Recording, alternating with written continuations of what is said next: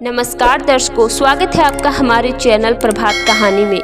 आज मैं आप सभी दर्शकों के लिए जाट और भाट की कथा लेकर आई हूँ। ये कथा विश्राम देवता की है।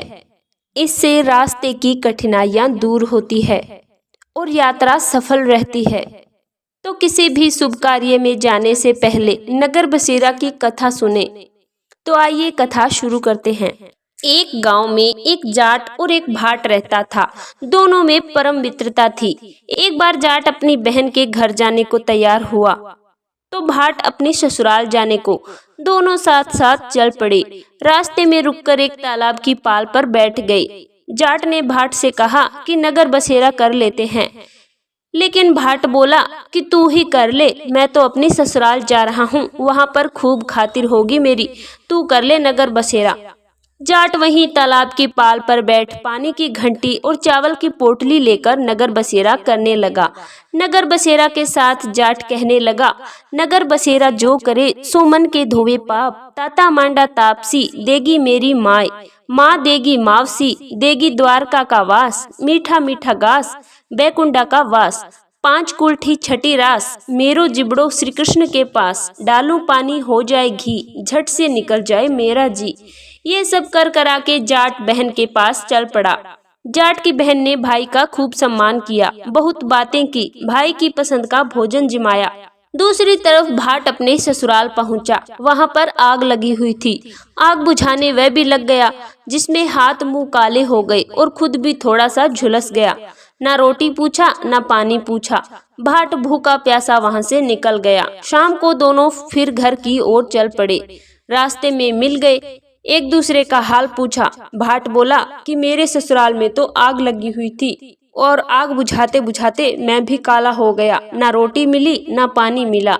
जाट बोला, मेरी तो बहुत खातिर हुई, मैंने तो कहा था कि नगर बसेरा कर ले, अब नगर बसेरा कर लेते हैं। लेकिन भाट ने फिर मना कर दिया।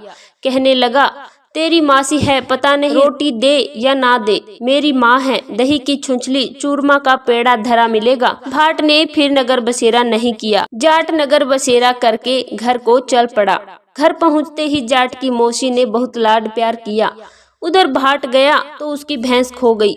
बाप एक लाठी रखे तो दूसरी उठाई और कहने लगा, ससुराल गया तो आग लगा दी, अब यहाँ आया तो भैंस खो दी। बाप ने कहा कि पहले भैंस लेकर आ, तभी रोटी पानी मिलेगा। सारा दिन भाट भैंस ढूंढता रहा, लेकिन उसे कहीं नहीं मिली। जाट और भाट फिर मिले। जाट ने भाट के हाल पूछे तो भाट बोला कि आते ही भैंस खो गई, बस उसी दिन से भैंस ढूंढ रहा हूँ। रोटियों का तो पूछो ही मत, पानी भी नहीं मिला। जाट ने कहा, मैंने तो पहले ही कहा था कि नगर बसेरा कर ले।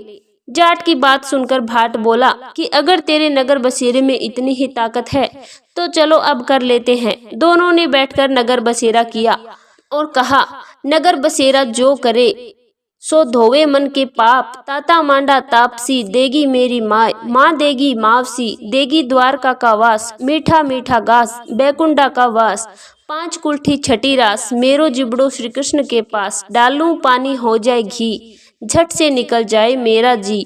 दोनों के नगर बसेरा करने पर भाट जैसे ही आगे बढ़ा, उसकी खोई भैंस मिल गई, जिसे लेकर घर पहुंचा। घर पहुंचते ही माँ ने कहा कि लड़के को आते ही घर से निकाल दिया, सारे दिन से ये भूखा प्यासा भटक रहा है। ये कहकर उसकी माँ ने उसको खूब खाना खिलाया पिलाया और ससुराल से संदेशा आया कि ससुराल में बहू आ भगत हो गई। अपनी पत्नी को लेकर घर आ गया। भाट प्रसन्न हो गया। भाट ने सारे नगर में ढिंढोरा पिटवाया कि सब कोई अपने पीहर या सासरे आते जाते नगर बसेरा करे। जैसे भाट को नगर बसेरा का फल मिला, वैसा ही फल कहानी सुनने वाले को भी मिले। धन्यवाद।